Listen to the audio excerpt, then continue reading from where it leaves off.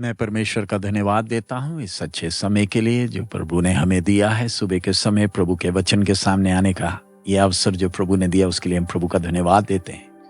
आइए आज सुबह के वचन मनन के लिए भजन संहिता 9 उसका 9 से 12 हम पढ़ें। यहोवा पिसे हुओं के लिए ऊंचा गढ़ ठहरेगा, वह संकट के समय के लिए भी ऊंचा गढ़ ठहरेगा। तेरे नाम के जानने वाले तुझ पर भरोसा रखेंगे, क्योंकि हे यहोवा तूने अपने खोजियों को त्याग नहीं दिया। यहोवा जो सियोन में विराजमान है उसका भजन गाओ, जाति जाति के लोगों के बीच में उसके महाकर्मों का प्रचार करो।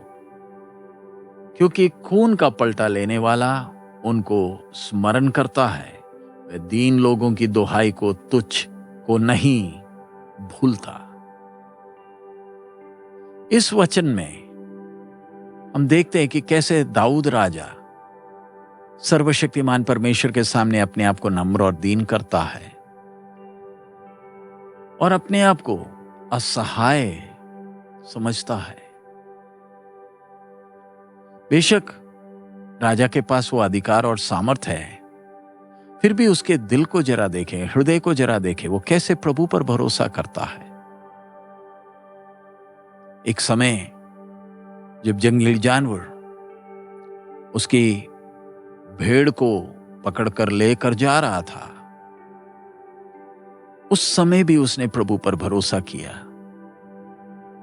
राजा बनने के बाद भी वही भरोसा है, वो अभी भी उसका दिल नम्र है।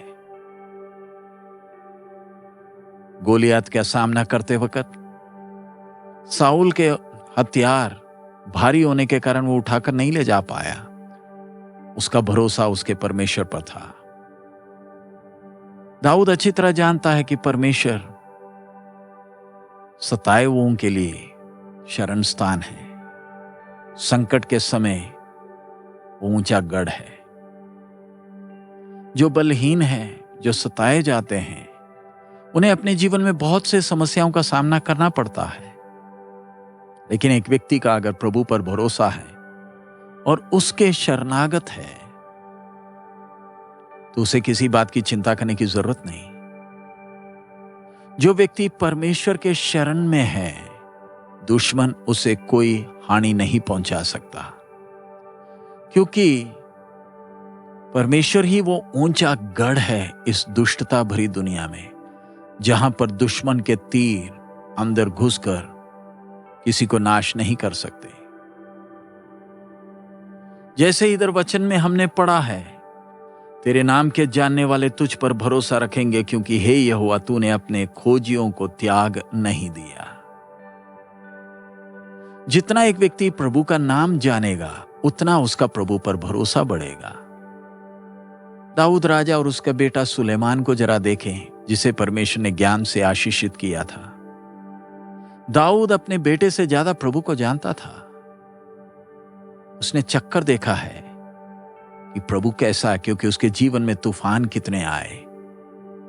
परमेश्वर ने उसे इन सब अनुभवों से जाने दिया ताकि वो खूबसूरत भजन संहिताएं लिखें, जिसका स्वाद मधु की तरह है। सुलेमान को उसके विपरीत इतने तूफान सामने की जरूरत ही नहीं पड़ी जैसे उसके पिता ने सामना की थी। सुलेमान को प्रार्थना का जवाब भी मिला। उसका मतलब यह नहीं कि जैसे परमेश्वर को उसने जानना था वो जान चुका था। उसका जीवन अपने आप गवाही देता है कि जैसे प्रभु को जानना था उतनी करीबी से वो जान नहीं पाया। पवित्र परमेश्वर, इस्राएल का परमेश्वर, जो सियोन के उस पवित्र नगर में वास करता था। सियोन परमेश्वर का पवित्र नगर कहलाता है। उस ऊंचे टीले के ऊपर परमेश्वर का मंदिर बनाया गया था। परमेश्वर की महिमा इस्राएलियों के बीच में दिखती थी। ध्यान रखें, सर्वशक्तिमान परमेश्वर के लिए पृथ्वी उसका पैर रखने का चौकी है। परमेश्वर की महिमा स्वर्ग अपने अंदर समा नहीं सकता। सो हम ये ना सोचे कि परमेश्वर केवल सियोन पर्वत पर ही वास करता है। हम सब सर्वव्यापी परमेश्वर की उपस्थिति में हैं। लेकिन परमेश्वर ने अपने मंदिर को उस पहाड़ के ऊपर बनाने इसलिए दिया ताकि इस्राएल के लोग प्रभु को और करीबी से जान सके। सबसे मुख्य बात जो हमने समझना है कि जीवता परमेश्वर जो इस्राएल का प्रभु है वो पवित्र है और वो चाहता है कि उसके प्रजा भी पवित्र रहे। दुश्मन शैतान परमेश्वर की कई बातों का नकल मारता है ताकि लोगों को धोखा करें, उनको भ्रमित करें, ताकि उसकी भी आराधना हो। लेकिन वो कभी भी इस्राएल के परमेश्वर की पवित्रता का नकल नहीं कर सकता। और ये एक बहुत बड़ा अंतर है जो लोग प्रभु को जानते हैं और जो लोग नहीं जानते उनके बीच में। पवित्र जीवता परमेश्वर धर्मी है, न्याय के साथ, धार्मिकता के साथ न्याय करता है। पवित्र परमेश्वर कभी अपना स्वभाव नहीं बदलेगा, इसलिए सताए हुए, त्यागे हुए प्रभु में शरण ले सकते हैं। अपनी धार्मिकता के अनुसार परमेश्वर हर एक का न्याय करता है। सो इधर भजन संहिता लिखने वाला लोगों को हौसला देता कि वो प्रभु की स्तुति में गाएं और प्रभु के कामों का वर्णन करें, ताकि लोग जान सके सियोन का प्रभु पवित्र और धर्मी है। हम जब परमेश्वर के संतान हैं, आइए हम अपने आप को जांचें। हम जब प्रभु की स्तुति करते हैं, हम क्या क्या शब्द का इस्तेमाल करते हैं? क्या हमारी स्तुति और आराधना परमेश्वर की पवित्रता की महिमा करती है?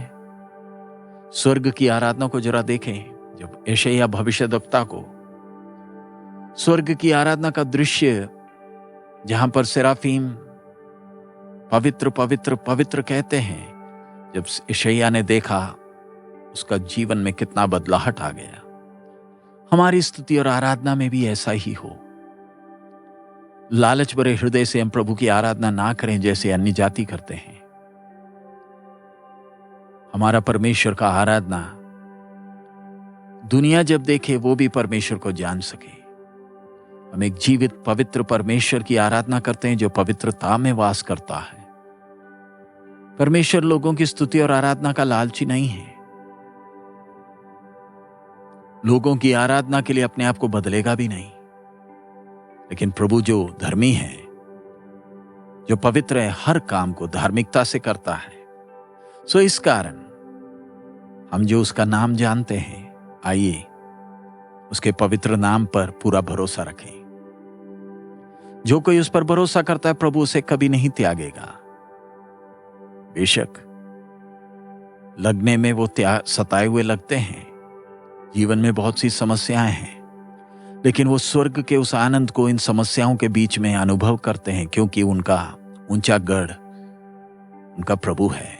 उसके पंखों के तले वो सुरक्षित हैं। आइए प्रभु के शरण में वास करते हुए प्रभु की स्तुति करें, प्रभु में बलवंत हो। हमारी आराधना दूसरों की आंखों को खोले ताकि वो भी जान सके परमेश्वर कौन है। आइए हम प्रभु की स्तुति और आराधना उस आदर के साथ करें, क्योंकि हम पवित्र परमेश्वर की आराधना कर रहे हैं। हमारी आराधना एक रिवाज ना बन जाए, कुछ शब्दों में सीमित ना हो जाए। आइए प्रभु को पूरे दिल से हम प्यार करें और उसकी स्तुति करें, आत्मा और सच्चाई में उसकी आराधना करें।